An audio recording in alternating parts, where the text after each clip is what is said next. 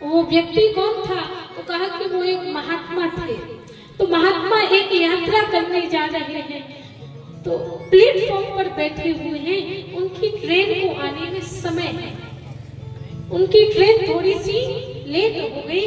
तो उन्होंने सोचा कि अब मैं कैसे समय को निकालूं, अब मैं कैसे समय को पास करूं। तो महाराज उन्होंने समय को निकालने के लिए, समय पास करने के लिए, टाइम पास करने के लिए, आज के समय में हम लोग टाइम पास कैसे करते हैं? बोले टाइम पास करना हो तो मोबाइल निकाल लेंगे और बस उसी में डूबे रहेंगे। लेकिन संत कैसे समय पास करते हैं? उन्होंने सोचा कि ट्रेन आने में अभी समय है, तो कुछ देर के लिए हम भगवान की कथाओं को पढ़ लेते हैं। तो अपनी झोली में से रामचरितमानस को निकाला, भागवत जी को निकाला, रामचरितमानस निकाला, जो भी मन आवे सो आराम से पढ़ने लगे। अब जैसे ही पढ़ रहे हैं, उसी समय उन्हीं के जान पहचान के एक बहुत पढ़े लिखे व्यक्ति आए, बड़े पढ़े लिखे विद्वान व्यक्ति। और जैसे ही आए तो उन्होंने कहा, क्या बाबा इसी रामचरितमानस को पढ़ते रहते हो? इसमें रखा ही क्या है? क्या रखा है इस रामचरितमानस में? मैं तो बचपन से देख रहा हूँ आप इसी को पढ़ते रहते हैं। आप बूढ़े हो गए हैं, अब तक इसको पढ़ नहीं पाए।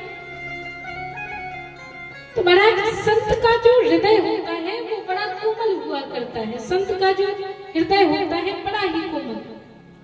संत कभी किसी से कुछ बोलते नहीं है, संत का हृदय कोमल हुआ करता है। तो उत्तर नहीं दिया, मौन रह गए और वहां से चुपचाप चल दिए। अब ट्रेन आई, उसी डिब्बे में उन पढ़े लिखे व्यक्ति को जाना था, उसी डिब्बे में उन महात्मा को जाना था।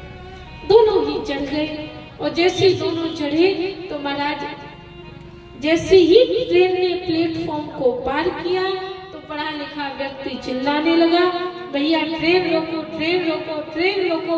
लोगों ने कहा कि भैया ट्रेन क्यों रोकना चाहते हो? उसने किसी की एक ना सुनी और ट्रेन को रोकने वाली चेन को खींच दिया। और जैसे ही चेन खींची, जंजीर खींची, तो महाराज ट्रेन रुक गई। अब रेल के कर्मचारी आए, उन्होंने कहा कि क्या तुम इतने भी पढ़े लिखे नहीं हो?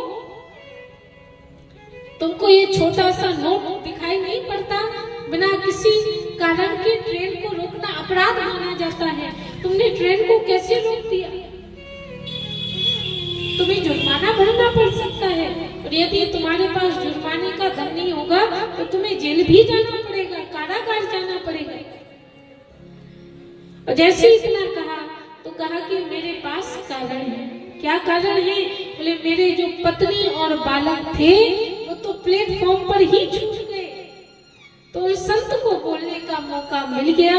उस संत ने कहा कि बेटा यदि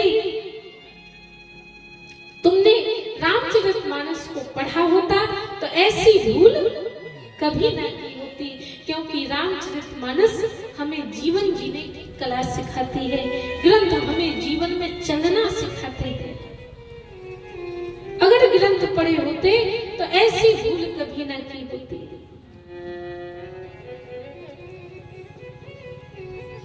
और संत कहते हैं कि एक बार जब हमारे भगवान ने यात्रा की थी तो सबसे पहले अपनी पत्नी को बिठाया था,